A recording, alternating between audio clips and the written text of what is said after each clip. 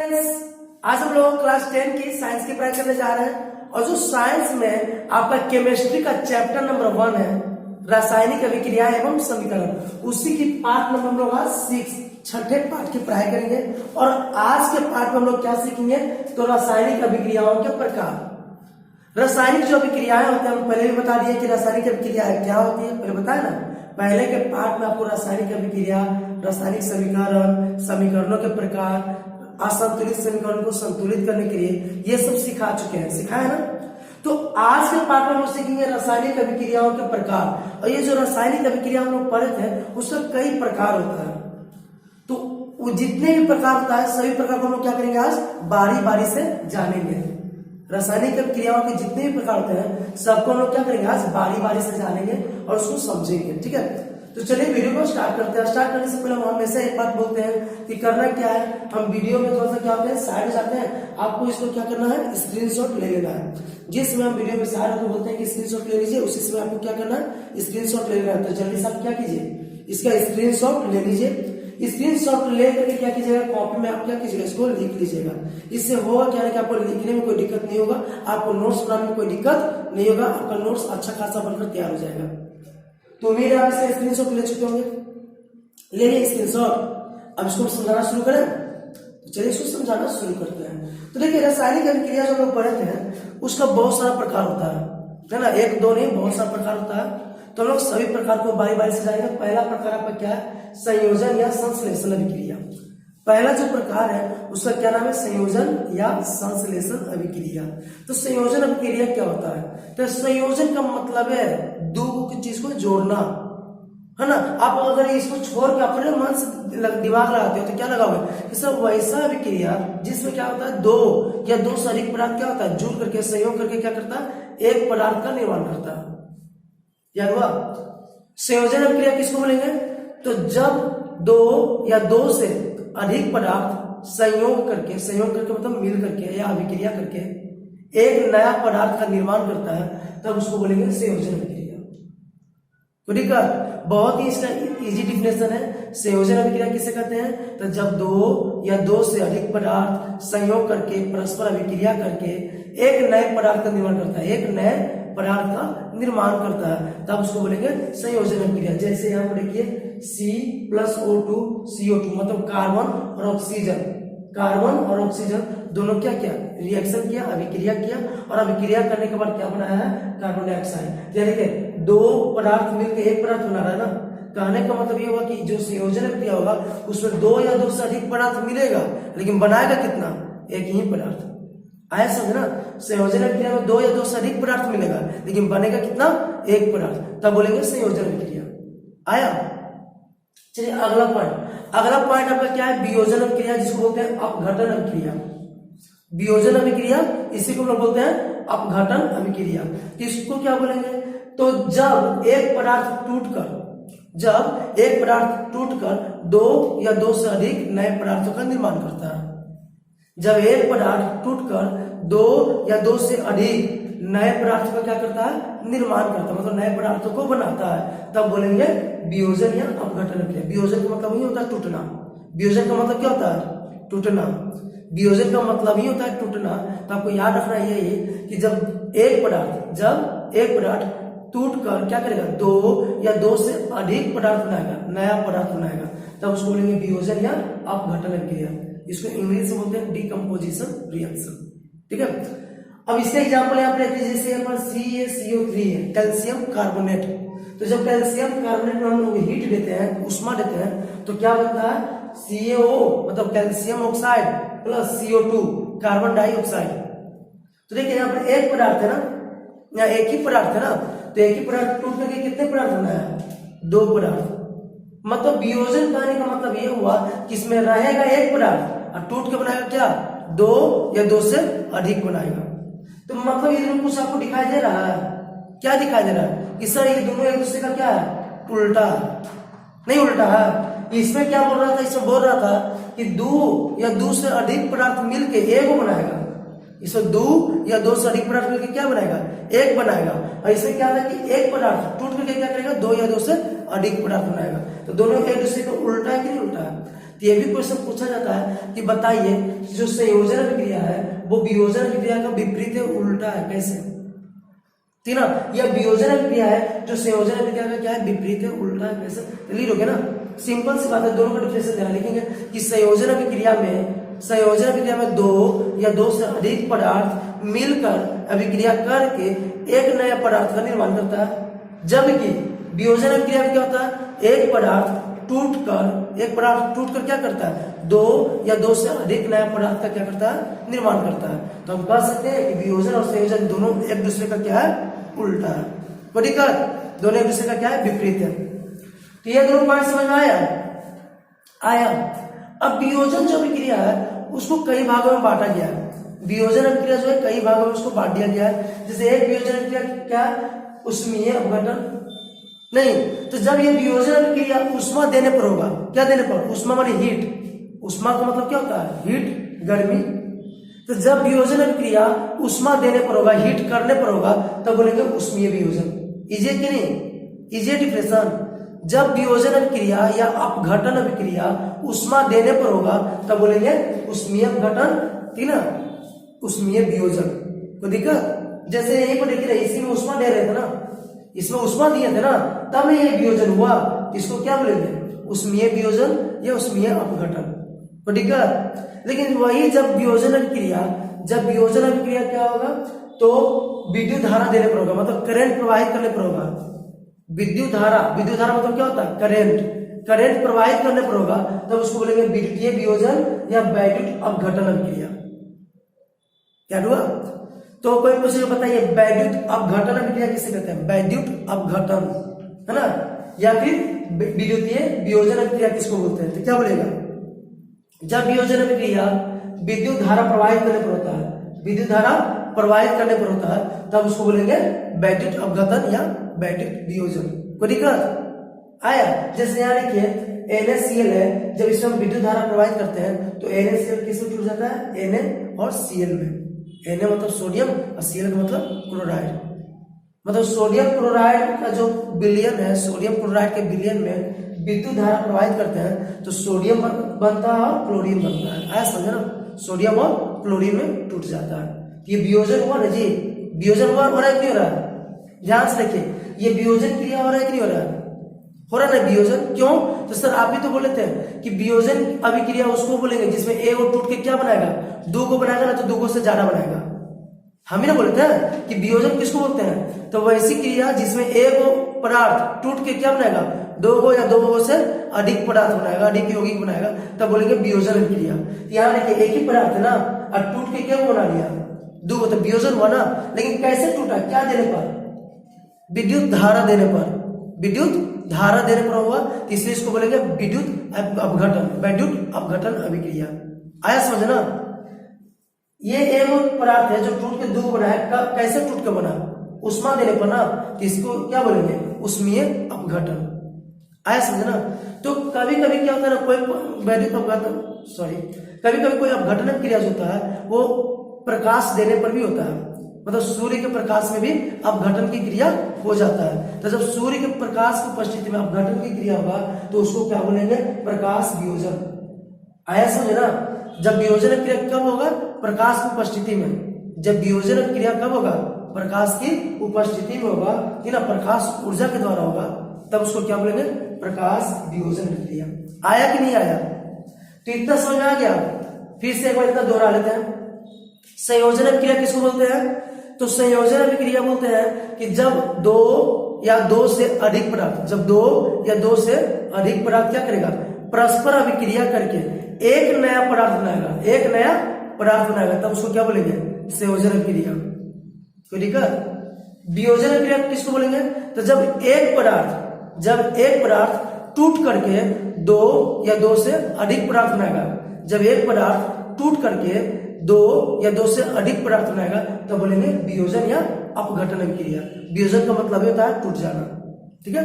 अब वियोजन अभिक्रिया क्या होता है, तो बहुत प्रकार के होता है। जैसे पहला वियोजन अभिक्रिया क्या है, तो पहला वियोजन अभिक्रिया का नाम है उष्मीय अपघटन या उष्मीय वियोजन।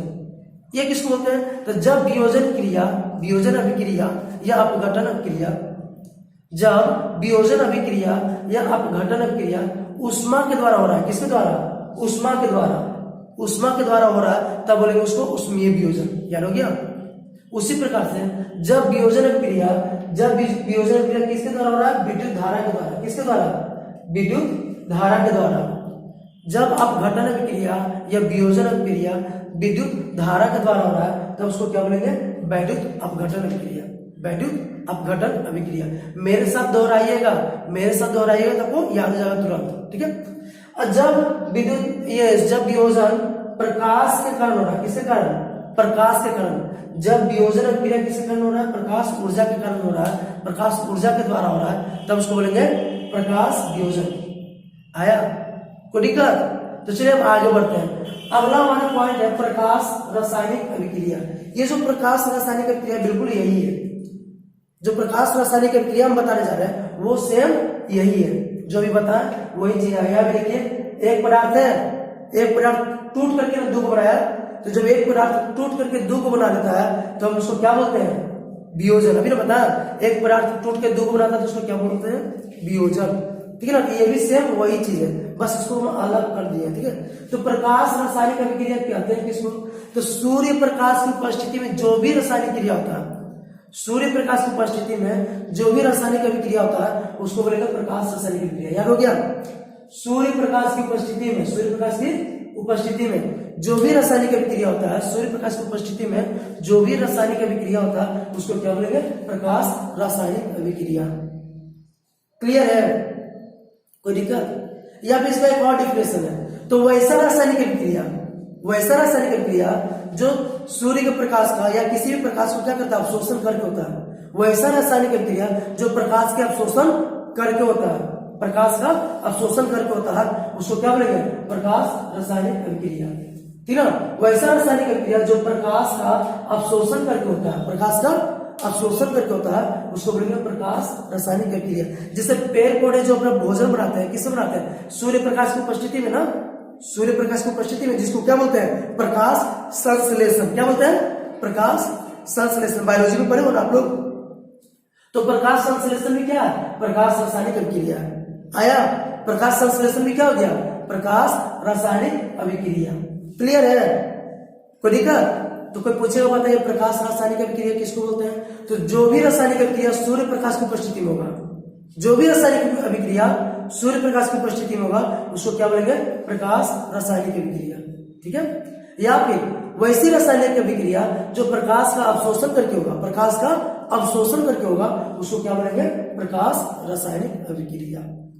जैसे प्रकाश संश्लेषण, पेड़ पौधे जो अपना भोजन बनाता है वो सूर्य प्रकाश की उपस्थिति में बनाता है, तो वो भी क्या हो गया? प्रकाश रासायनिक अभिक्रिया। यहाँ पर एक और एग्जाम्पल लिए हुए हैं, यहाँ पे एक और एग्जाम्पल है AgCl है। इसमें क्या करते हैं? सूर्य प्रकाश की उपस्थिति में क्या होता है? टूट जाता है किसमें? Ag और क्लोरीन में। Ag मतलब सिल्वर होता है, सिल्वर और क्लोरीन में। ठीक है? चलिए अगला पॉइंट है विस्थापन। तो विस्थापन का पहले मतलब समझ लीजिए। विस्थापन का मतलब होता है एक जगह से दूसरी जगह जाना। विस्थापन मतलब क्या? एक जगह से दूसरी जगह करना, है ना? एक जगह से दूसरी जगह करना। इस अभिक्रिया में यही कुछ हो रहा है। क्या हो रहा है? देखते हैं। कह रहा है क्या कि जब कोई तत्व मान लीजिए ये तत्व, जब कोई तत्व किसी दूसरे तत्व को इसकी यौगिक से क्या करता है? हटा करके खुद इसके जगह पर चला जाता है, खुद इसका स्थान ले लेता है, तब इसको बोलेंगे विस्थापन अभिक्रिया। याद हो गया? याद हुआ? जब कोई तत्व किसी दूसरे तत्व को इसके यौगिक के विलयन से हटा करके क्या करता है? इसका स्थान खुद ले लेता है, तब इसको क्या बोलेंगे? विस्थापन अभिक्रिया। याद हुआ? जब कोई पदार्थ या जब कोई तत्व किसी दूसरे तत्व को इसके यौगिक के विलयन से हटा करके इसका स्थान स्वयं ले लेता है, इसका स्थान खुद ले लेता है, इसका स्थान खुद जाकर बैठ जाता है, तब क्या बोलेंगे? विस्थापन अभिक्रिया। देखिए यहाँ पर वही लिखा हुआ है, जब कोई तत्व दूसरे तत्व को उसकी यौगिक के विलयन से क्या करता है? विस्थापित कर देता है। विस्थापित करना मतलब हटा देना। विस्थापित करना मतलब क्या? हटा देना। हटा करके खुद उसका स्थान ले लेता है, खुद उसका स्थान ले लिया ना, तब बोलेंगे विस्थापन अभिक्रिया। जैसे यहाँ पर देखिए, यहाँ पर जो लोहा है, Fe मतलब होता है लोहा, Fe मतलब लोहा। ये जो लोहा है कॉपर सल्फेट के विलय में से क्या करता है? कॉपर को मार के क्या करना? हटा देना है। हट गया ना कॉपर, अब अपने यहाँ पर आ गया कि नहीं? खुद इस कॉपर के जगह कौन बैठ गया? लोहा बैठ गया ना, कॉपर को क्या किया, साइड में कर दिया कि नहीं कर दिया साइड में, तो ये क्या हो गया, विस्थापन क्रिया। या इसी को बोलते हैं एकल विस्थापन। आ रहा है समझे, इसी को बोलते हैं एकल विस्थापन या फिर विस्थापन क्रिया। तो कोई पूछेगा बताइए विस्थापन क्रिया किसको बोलते हैं, तो जब कोई तत्व किसी दूसरे तत्व को उसके यौगिक के विलयन से हटा करके उसके स्थान को खुद ले लेता है, तब इसको बोलेंगे विस्थापन या एकल विस्थापन क्रिया। ठीक है, अब आगे बढ़ते हैं, अगला है द्विविस्थापन। तो सोचिए जरा, ये विस्थापन था एकल विस्थापन, तो एक जगह हुआ, द्विविस्थापन तो दो जगह होगा ना जी, तो दो जगह तो क्या होगा कि इसके जगह पर आ जाएगा और ये इसके जगह पर आ जाएगा, यही ना होगा। इसी को बोलते हैं उभय विस्थापन भी, इसको और क्या बोलते हैं, उभय विस्थापन। ठीक है, इसका मतलब है कि ये इसके जगह पर चल जाएगा और ये इसके जगह पर, मतलब दो को जो तत्व है अपने आयनों का क्या करेगा, आदान प्रदान कर देगा, अदला बदली। आ रहा समझ ना, तो यही आप लिखा है कि जब दो यौगिक अपने आयनों का क्या करता है, अदला बदली कर लेता है। जब दो यौगिक अपने आयनों का अदला बदली कर लेता है तो आपको बोलना है द्विविस्थापन क्रिया। याद हो गया, जब दो यौगिक अपने आयनों का अदला बदली करके क्या करता है, दो नया यौगिक बनाता है। ठीक है, जब दो यौगिक अपने आयनों का अदला बदली करके क्या करता है, दो नया यौगिक बनाता है, तब उसको क्या बोलेंगे, द्विविस्थापन या उभय विस्थापन। नहीं समझ आया, ध्यान से देखिए, यहाँ पर देखिए सोडियम क्लोराइड है, ये है सिल्वर नाइट्रेट, है ना। तो ये क्या करेगा, देखिए Na जो है इसके जगह पर आ जाएगा, Ag जो है इसके जगह पर आ गया, आगे नहीं आ गया, देखिए यहाँ पर आ गया, Cl के बगल में कौन आ गया, Ag आ गया ना, और Na किसके बगल में चल गया, Na3 के बगल में चल गया। तो ये जो दोनों यौगिक है, ये दोनों यौगिक अपने आयनों का अदला बदली किया कि नहीं किया, अब करके दो नया यौगिक बना लिया ना, करने के बाद दो नया यौगिक बनाया, इसी को बोलते हैं द्विविस्थापन। जब दो यौगिक अपने आयनों का अदला बदली करके दो नए यौगिक को निर्माण करता है, तब इसको बोलते हैं द्विविस्थापन, उभय विस्थापन। ठीक है, चलिए अब अगला है अवक्षेपण क्रिया। तो अवक्षेपण से पहले समझिए कि अवक्षेप क्या होता है। अवक्षेपण से पहले समझिए अवक्षेप, जिसको बोलते हैं प्रेसिपिटेट, है ना। अवक्षेप क्या होता है, तो अवक्षेप सॉलिड पदार्थ है, ठोस पदार्थ है, ठीक ना। जब कोई रासायनिक अभिक्रिया होता है, ध्यान से सुनिए, जब कोई रासायनिक अभिक्रिया होता है तो रासायनिक अभिक्रिया के बाद जो उत्पाद है या प्रतिफल है क्या होता है, ठोस के रूप में विलयन से अलग हो जाता है, तो उसको बोलते हैं अवक्षेप। उसको क्या बोलते हैं, अवक्षेप। बिल्कुल जैसे दूध में हम लोग क्या करते हैं, दूध को फाड़ते हैं तो दूध से जो क्रीम होता है अलग हो जाता है कि नहीं हो जाता है, दूध पानी जैसा हो जाता है कि नहीं हो जाता है। देखो कि नहीं देखो आप लोग, घर पे जब मम्मी पनीर बनाती है, दूध से पनीर बनाती है, तो क्या करती है, जब उसको फाड़ती है दूध को, तो पनीर वाला जो क्रीम जो है वो क्या होता है, अलग हो जाता है, पानी अलग हो जाता है। तो ये जो क्रीम होता है ना, वो बिल्कुल अवक्षेप की तरह होता है। कैसा होता है, अवक्षेप। कैसा, अवक्षेप। तो अवक्षेप वही चीज होता है, क्या होता है अवक्षेप। तो जब भी कोई ठोस पदार्थ, मतलब जब भी कोई अभिक्रिया होता है, तब अभिक्रिया के बाद प्रतिफल ठोस के रूप में विलयन से अलग हो जाता है। जब कोई अभिक्रिया होता है और अभिक्रिया में प्रतिफल ठोस के रूप में अलग हो जाता है, तब इसको बोलते हैं अवक्षेप। क्या बोलते हैं, अवक्षेप। और इस अभिक्रिया को बोलते हैं अवक्षेपण अभिक्रिया। इस अभिक्रिया को क्या बोलते हैं, अवक्षेपण अभिक्रिया। या शॉर्ट में डिफिनेशन देना तो लिखेंगे कि वैसी रासायनिक अभिक्रिया जिसमें क्या होता है, किसी अवक्षेप का निर्माण होता है। वैसी रासायनिक अभिक्रिया जिसमें किसी अवक्षेप का क्या होता है, निर्माण होता है, उसको बोलेंगे अवक्षेपण। याद हो गया। वैसी रासायनिक अभिक्रिया जिसमें किसी अवक्षेप का निर्माण होता है, मतलब कोई अवक्षेप बनता है। वैसी रासायनिक अभिक्रिया जिसमें कोई अवक्षेप बनता है, वैसी रासायनिक अभिक्रिया जिसमें कोई अवक्षेप बनता है, उसको क्या बोलेंगे, अवक्षेपण अभिक्रिया। आप ऐसे भी बोलोगे तो सही हो जाएगा। कोई दिक्कत, जैसे देखिए ये रासायनिक अभिक्रिया हो रहा है, इसमें जो AgCl है ना, देखते हैं यहाँ पर नीचे एरो है, जहां पर नीचे एरो बन रहा है ना, वो समझ जाइए कि क्या है, सॉलिड चीज है। क्या है, सॉलिड है, अवक्षेप है। आया समझे ना, वो अवक्षेप है। तो ये अवक्षेप बना कि नहीं बना, तो इसको बोलेंगे अवक्षेपण अभिक्रिया। तो ये आपको था 6 प्रकार का रासायनिक अभिक्रिया। तो सब 6 ही प्रकार का रासायनिक अभिक्रिया होता है क्या, तो नहीं, बहुत प्रकार का रासायनिक अभिक्रिया होता है, ठीक ना। अब ये और कुछ बताना है तो उसको बताते हैं, इसको क्या करना पड़ेगा, उसको साफ करना पड़ेगा। अगर आप अभी तक स्क्रीनशॉट नहीं लिए हो तो फिर से इसका क्या करो, स्क्रीनशॉट ले लो। जल्दी से आप इसका क्या करो, स्क्रीनशॉट ले लो, क्योंकि हम जल्दी से इसको क्या करने वाले हैं, साफ करने वाले हैं। और साफ करके पॉइंट ये 6 है ना, पॉइंट 6 और पॉइंट 7 8 ये सब लेकर आ रहे हैं। तो थोड़ा सा समझाइए, इसको मिटा के हम आगे बढ़ते हैं। अब हम लोग आगे बढ़ते हैं। अगला जो पॉइंट है 7 नंबर, हम 7 नंबर क्यों बढ़ते हैं, 7 नंबर पॉइंट में क्या लिखा हुआ है, उदासीनीकरण अभिक्रिया, ठीक है ना। जो आपका 7 नंबर टाइप है किसका, हम अभी क्या पढ़ रहे हैं, रासायनिक अभिक्रियाओं के प्रकार। क्या पढ़ रहे हैं, रासायनिक अभिक्रियाओं के प्रकार। तो 6 प्रकार पढ़ लिए ना जी। अब 7वां जो प्रकार हम लोग का है क्या, उदासीनीकरण अभिक्रिया। तो ये क्या होता है, तो ये भी बहुत इजी है। क्या कि जब कोई अम्ल किसी भस्म से अभिक्रिया करके, जब कोई अम्ल किसी भस्म से अभिक्रिया करके लवण और जल बनाता है, लवण और जल बनाता है, तब इसको बोलेंगे उदासीनीकरण अभिक्रिया।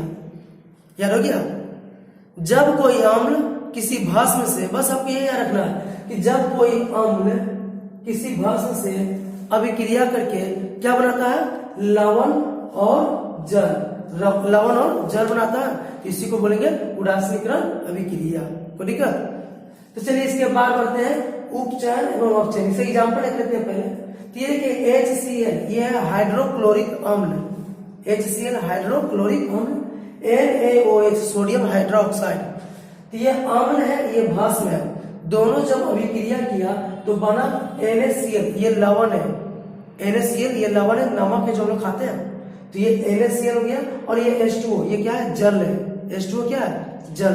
तो लवण और जल बना कि नहीं बना, तो अम्ल भस्म से अभिक्रिया किया और क्या बना है, लवण और जल, तब बोलेंगे उदासीनीकरण अभिक्रिया। इंग्लिश में इसको बोलते हैं न्यूट्रलाइजेशन रिएक्शन। ठीक है, अम्ल और भस्म जब अभिक्रिया करेगा तो क्या बनेगा, लवण और जल, और इसको क्या बोलेंगे, उदासीनीकरण अभिक्रिया। अब अगला जो है वो बहुत खास पॉइंट है, इसको हम अलग बताना चाह रहे थे, इस पार्ट में बताना भी नहीं चाहते, लेकिन सोचे कि चलो ये भी क्या है, रासायनिक अभिक्रिया का प्रकार ही तो है, तो इसलिए इसको साथ में ही बता दिए। नहीं तो इसको क्या करने वाले थे, अलग बताने वाले थे, अलग पार्ट में इसको बताने वाले थे। तो चलिए समझते हैं उपचयन और अपचयन क्या होता है। तो उपचयन और अपचयन को बारी बारी से देखेंगे। दोनों अभिक्रिया जो होता है हमेशा साथ साथ होता है, इसे दोनों को हम एक जगह पढ़ रहे हैं। ठीक है, उपचयन अभिक्रिया और अपचयन अभिक्रिया हमेशा क्या होता है, साथ साथ होता है, इसे दोनों को क्या कर रहे हैं, एक जगह पर पढ़ रहे हैं। तो चलिए पहले जानेंगे उपचयन क्या होता है। तो उपचयन का सिंपल सा मतलब है कि उपचयन किसको बोलते हैं, तो जब उपचयन को लेकर एक और नाम, उपचयन को ऑक्सीकरण भी बोलते हैं। पहले नाम ये जान लीजिए, इससे कंफ्यूजन बहुत होता है। उपचयन को ऑक्सीकरण भी बोलते हैं और अपचयन को अवकरण। अगर आपको थोड़ा सा कंफ्यूजन हो रहा है तो कंफ्यूजन दूर करने के लिए हम आपको बोलते हैं कि अ से अपचयन, अ से अवकरण, याद हो जाएगा, अ से अपचयन, अ से अवकरण, तो बच गया वो उपचयन और ऑक्सीकरण हो जाएगा। ठीक है, तो उपचयन को ऑक्सीकरण बोलते हैं, अपचयन को अवकरण। पहले नाम में कंफ्यूजन जो उसको दूर कीजिए, फिर हम लोग आंसर देखेंगे, क्योंकि बहुत बच्चों को होता है क्या, लेकिन नाम में ही कंफ्यूजन होता है। ठीक ना, बहुत बच्चे ऑक्सीकरण और अपकरण याद करते हैं, उपचयन और अपचयन पढ़ते नहीं है। और एनसीईआरटी बुक में उपचयन और अपचयन को ही ज्यादातर यूज किया जाता है। ठीक है, एनसीईआरटी जो बुक होता है उसमें जाकर क्या यूज किया जाता है, उपचयन और अपचयन। तो अगर आपको ये नाम पता नहीं है और ये नाम से पता है और एग्जाम में ये नाम से क्वेश्चन आ गया तो अब तो आपको दिक्कत हो जाएगा ना, नहीं, या सिर्फ आपको ये नाम पता है और एग्जाम में ये नाम से क्वेश्चन आ गया तो भी आपको दिक्कत है। तीसरे हम आपको दोनों नाम बता दे रहे हैं, ध्यान से सुनिए। उपचयन को ऑक्सीकरण बोलते हैं, अपचयन को अवकरण, अ से अपचयन, अ से अवकरण। अब समझेंगे इसमें डिफिनेशन, उपचयन क्या होता है। तो उपचयन जिसको बोलते हैं ऑक्सीकरण, ऑक्सीकरण अभिक्रिया उसको बोलते हैं जिसमें ऑक्सीजन का क्या होगा, वृद्धि होगा। ऑक्सीजन का क्या होगा, वृद्धि, मतलब ऑक्सीजन का संयोग होगा। नहीं समझा है ना, जब कोई पदार्थ से ऑक्सीजन का संयोग होगा, संयोग ने मिलना माने बढ़ना, है ना। जब कोई पदार्थ से ऑक्सीजन का संयोग होगा या हाइड्रोजन का निष्कासन होगा, हाइड्रोजन का निष्कासन होना चाहिए या ऑक्सीजन का संयोग होना चाहिए, तब बोलेंगे कि उपचयन अभिक्रिया हुआ, ऑक्सीकरण अभिक्रिया हुआ। आया, दो काम में से कोई एक काम भी होगा तो क्या बोलेंगे, उपचयन या ऑक्सीकरण। क्या, तो कौन दो काम, तो इसमें क्या होगा, या तो ऑक्सीजन का प्लस होगा या हाइड्रोजन माइनस होगा। ऑक्सीजन प्लस में तो क्या, ऑक्सीजन का संयोग होगा, संयोग माने जुटना, ऑक्सीजन का संयोग होगा या फिर हाइड्रोजन का निष्कासन होगा, तब उसको बोलेंगे उपचयन अभिक्रिया, ऑक्सीकरण। याद हो गया। इसी का उल्टा इसको बोलना है, इसी को उल्टा देखिए इसमें ऑक्सीजन का संयोग हो रहा है कि नहीं हो रहा है, संयोग हो रहा है, जुड़ रहा है कि नहीं जुड़ रहा है, तो ऑक्सीजन जब जुड़ गया तो इसको क्या बोलेंगे, उपचयन ऑक्सीकरण। को दिक्कत। अब अगला है अपचयन, कि इसी का उल्टा, इसमें क्या होगा ना, ऑक्सीजन का संयोग हुआ था तो इसमें हाइड्रोजन का संयोग होगा, किसका संयोग होगा, हाइड्रोजन का। इसमें हाइड्रोजन का निष्कासन हुआ था ना, तो इसमें हाइड्रोजन का संयोग हो गया, और इसमें ऑक्सीजन का संयोग हुआ था ना, इसमें ऑक्सीजन का क्या हो जाएगा, निष्कासन। मतलब वैसा रासायनिक अभिक्रिया जिसमें किसी पदार्थ से हाइड्रोजन का क्या होगा, संयोग होगा, वैसा रासायनिक अभिक्रिया जिसमें किसी पदार्थ से हाइड्रोजन का क्या होगा, संयोग होगा, या ऑक्सीजन का क्या होगा, निष्कासन होगा, ऑक्सीजन का निष्कासन होगा, तब बोलेंगे अपचयन अवकरण। याद हो गया, अपचयन या अवकरण अभिक्रिया। जैसे यहाँ पर देखिए हाइड्रोजन का संयोग हो रहा है, नहीं हो रहा है, तो इसको क्या बोलेंगे, अपचयन या अवकरण। मतलब इसको ऐसे भी लिख सकते हैं कि जब कोई पदार्थ ऑक्सीजन प्राप्त करता है, जब कोई पदार्थ ऑक्सीजन प्राप्त करता है, या जब कोई पदार्थ हाइड्रोजन लूज करता है, ऑक्सीजन प्राप्त कर रहा है या फिर हाइड्रोजन लूज कर रहा है, उल्टा याद रखिएगा दो, ठीक है। ऑक्सीजन या तो प्राप्त करेगा या तो हाइड्रोजन लूज करेगा, हाइड्रोजन को क्या करेगा, लूज करेगा, ठीक है, या तो ऑक्सीजन प्राप्त करेगा या हाइड्रोजन लूज करेगा, तब उसको क्या बोलेंगे, ऑक्सीकृत हुआ। क्या बोलेंगे, ऑक्सीकृत हुआ। कोई दिक्कत।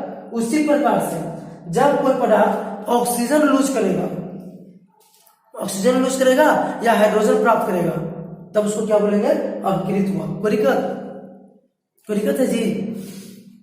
चलिए अगला पॉइंट है कि वे पदार्थ जिनके कारण उपचयन की क्रिया होती है, उपचयन मतलब ये वाला क्रिया, वे पदार्थ जिनके कारण उपचयन की क्रिया होती है उसको बोलते हैं उपचायक, ठीक है। और जैसे भी ये समझा दिया, तो सर सिर्फ इतना ही जैसे होता है, जैसे में बहुत सारा होता है, ठीक है। तो इतना आप याद रखिए, ऑब्जेक्टिव में पूछा जाता है कि इनमें से कौन जो है उपचायक है। उपचायक को ही बोलेंगे ऑक्सीकारक, याद रखिएगा, उपचायक को ही क्या बोलेंगे, ऑक्सीकारक। उपचायक को ही क्या बोलेंगे, ऑक्सीकारक। तो ये पूछा जाता है कि इनमें से कौन ऑक्सीकारक है, तो आप देख लीजिएगा इसमें से कोई ऑप्शन में है या नहीं है। और भी होता है, ठीक है, ज्यादातर कॉमन यही सब है, तो ऑप्शन में भी रहेगा तो यही सब में से कोई रहेगा। कोई दिक्कत। तो उपचायक किसको बोलते हैं या ऑक्सीकारक किसको बोलते हैं, जिसके कारण उपचयन की क्रिया होगा उसी को बोलेंगे उपचायक या ऑक्सीकारक। अब इसको हम डिटेल से समझा देंगे, आपको दो एग्जांपल लिए हैं, इसको यहां से हम डिटेल से समझा देंगे, ठीक है। अगला पॉइंट है कि वह पदार्थ जिसके कारण अपचयन होता है, वह पदार्थ जिसके कारण अपचयन मतलब अपकरण होता है, उसको बोलेंगे क्या, उल्टा बोलिएगा, अपचायक बोलेंगे, ठीक है। क्या बोलेंगे, अपचायक। अपचायक को क्या बोलते हैं, जैसे यहाँ उपचायक था तो उपचायक को हम लोग क्या बोलते हैं, ऑक्सीकारक। तो अपचायक है तो अपचायक को क्या बोलेंगे, अवकारक। क्या बोलेंगे, अवकारक। ये नाम याद रखिएगा, अपचायक को अवकारक भी बोलते हैं, ठीक है।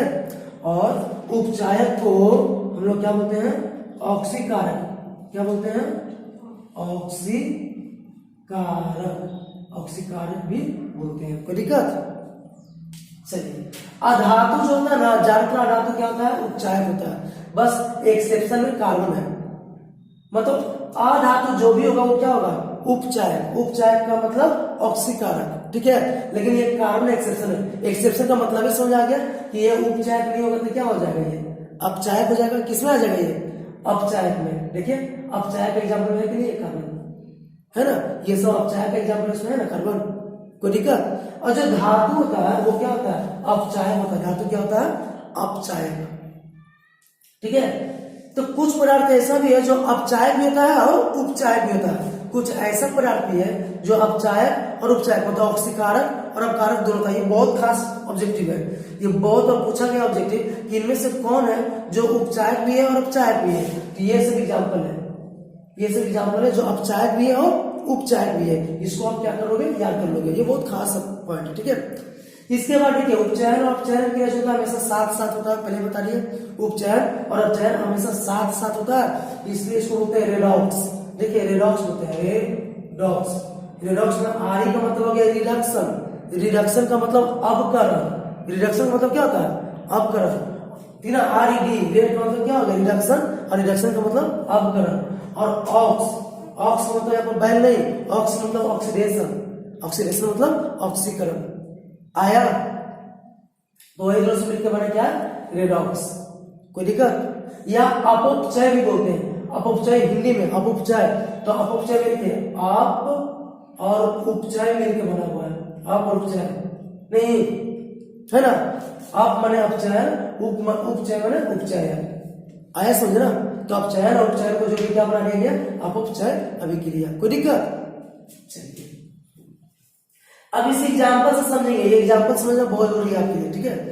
ये देखिए एक एग्जाम्पल यहाँ पे लिए CuO H2 से रिएक्शन कर रहा है, Cu और H2 बन रहा है। तो हम अब भी बताए थे कि अपचयन उपचयन मतलब ऑक्सीकरण अवकरण हमेशा क्या होता है, साथ साथ होता है, हमेशा साथ साथ होता है। देखिए यहाँ पर उपचयन हो रहा है, अपचयन में, तो सर हमको कैसे पता चलेगा कि इसमें कहाँ पर उपचयन हो रहा है, कहाँ पर अपचयन हो रहा है, ये पूछा जाता है, ये पूछा जाता है आपको। ऐसा दे देगा एग्जाम्पल, ऐसा क्वेश्चन में देगा एग्जाम्पल, बोला जाएगा कि बताइए कहाँ पर अपचयन हो रहा है या कहाँ पर उपचयन हो रहा है, या कौन इसमें अवकारक है, या कौन इसमें ऑक्सीकारक है, या कौन इसमें उपचायक है, या कौन इसमें अपचायक है, ठीक है। ये किस पदार्थ का अवकरण हुआ है, ये किस पदार्थ का ऑक्सीकरण हुआ है। ऐसा एक इक्वेशन से बहुत तरह का क्वेश्चन पूछा जाएगा और सब हम आपको यहाँ पर बताने जा रहे हैं, ध्यान से देखिएगा। तो आप यहाँ पर देखिए, नीचे छोड़ दीजिए, आप यहाँ पर देखिए, इसमें देखिए तो जो CuO है, तो इससे ऑक्सीजन निकल गया कि नहीं निकल गया। तो जब ऑक्सीजन निकल गया तो जिससे ऑक्सीजन निकल जाता है, ऑक्सीजन का निष्कासन होता है, ऑक्सीजन का निष्कासन होता है तो उसको क्या बोलते हैं, अवकृत हुआ। क्या बोलते हैं, अवकृत हुआ मतलब अपचयित हुआ। तो अगर पूछा कि बताइए इसमें अपचयित कौन हो रहा है, तो अपचयित ही हो रहा है, लेकिन अपचयित कौन हो रहा है, अवकृत कौन हो रहा है, तो CuO। पहचान लीजिएगा, ऐसे पहचान लीजिएगा, CuO क्या हो रहा है, अपचयित। क्यों भाई, तो क्योंकि सर इससे ऑक्सीजन निकल गया, इससे ऑक्सीजन निकल गया ना, तो ये क्या हो गया, अपचयित या अपकृत। कोई दिक्कत? अच्छा हाइड्रोजन में देखिए, हाइड्रोजन ऑक्सीजन आके जुट गया है ना जी, हाइड्रोजन ऑक्सीजन आके क्या हो गया, जुट गया। तो जिसमें ऑक्सीजन जुट जाता है, ऑक्सीजन प्राप्त कर लेता है, उसका क्या होता है, ऑक्सीकृत हुआ। क्या हुआ, ऑक्सीकृत। ऑक्सीकृत मतलब उपचयित हो गया। तो उपचयित कौन हो गया, ऑक्सीकृत कौन हो गया, तो H2। कोई दिक्कत, H2 क्या हो गया, उपचयित। अब आपको उल्टा कर देना है, अब इसको पूछा जाएगा बताइए ऑक्सीकारक कौन है, तो ये क्या हो गया, ऑक्सीकृत हुआ ना, तो ये अवकारक हो गया। जो ऑक्सीकृत हो गया वो क्या हो गया, अवकारक। क्या याद रखिएगा पर, देखिए यहाँ पर अवकारक लिखे हैं, H2 लिखे ना, नहीं। और जो अवकृत हो गया तो क्या हो जाएगा, ऑक्सीकारक। क्या हो जाएगा जी, ऑक्सीकारक।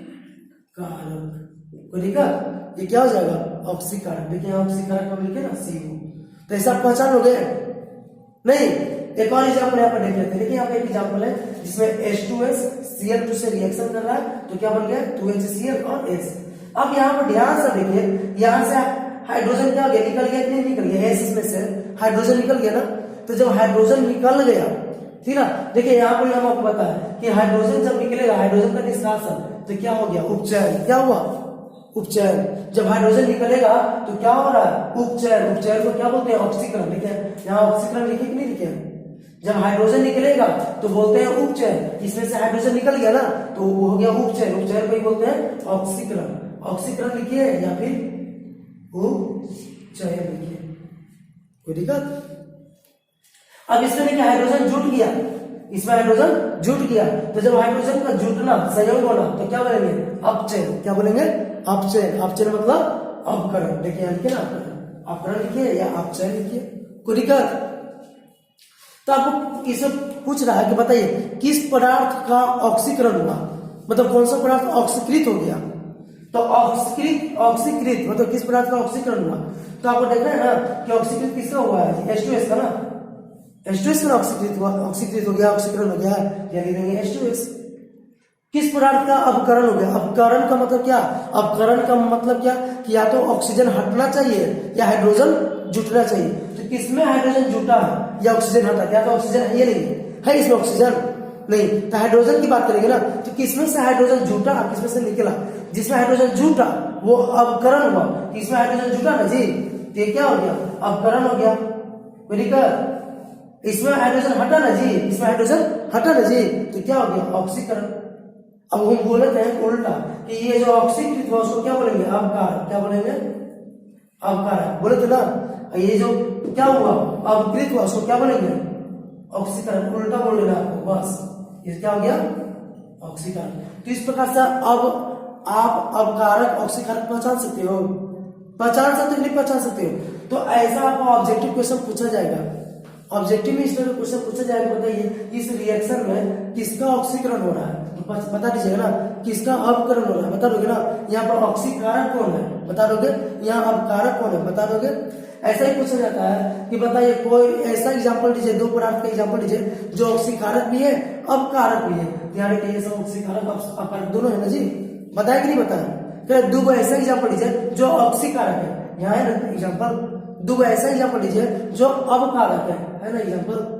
तो ऐसे लिख सकते हो। धातु क्या होता है, ऑक्सीकारक क्या अपकारक। देखिए यहाँ पर लिखा हुआ है धातु क्या होता है, अपचाय। अपचाय माने अपकारक ना, और धातु क्या होता है, उपचायक माने ऑक्सीकारक। बताया ना, बस इसका अपवाद है कार्बन। तो ये था आपका रासायनिक अभिक्रियाओं के प्रकार। उम्मीद आपको समझ में आया होगा। अब पहला बोर्ड का तो आप स्क्रीनशॉट ले चुके हो, दूसरा बोर्ड का स्क्रीनशॉट लेने के लिए हम बोलना भूल गए थे, तो अभी हम आपको बोल रहे हैं कि आप इसका क्या कीजिए, स्क्रीनशॉट ले लीजिए। हम साइड हो चुके हैं, आप जल्दी से इसका क्या कीजिए, स्क्रीनशॉट ले लीजिए और कॉपी में लिख लीजिए। अगर आप मेरा हर एक पार्ट का वीडियो देखते हो, पार्ट बाय पार्ट वीडियो देखते हो, तो आपका नोट्स पूरा कराने की जिम्मेदारी मेरा है, ठीक ना। आपका पूरा कंप्लीट नोट्स बनकर तैयार करवा देंगे हम, अगर आप मेरा हर एक पार्ट का वीडियो देखते हो और उसको देखकर कॉपी में क्या करते हो, लिख लेते हो, तो आपको पूरा नोट्स बनने का जिम्मेदारी मेरा है। उसके बाद भी अगर आपको कहीं पर दिक्कत है या कुछ और आप हमसे चाहते हैं, कोई और टॉपिक पे वीडियो चाहते हैं, ठीक है, तो आप कमेंट बॉक्स में डाल दीजिए, हम उस टॉपिक पे भी वीडियो बनाने की कोशिश करेंगे, ठीक है। अगर आपको किसी और टॉपिक पे वीडियो चाहिए तो आप कमेंट बॉक्स में उसको लिख सकते हो, ठीक है। या कोई और परेशानी है तो उसको भी आप कमेंट बॉक्स में लिख सकते हो, हम उसको हल करने की पूरी कोशिश करेंगे, ठीक है।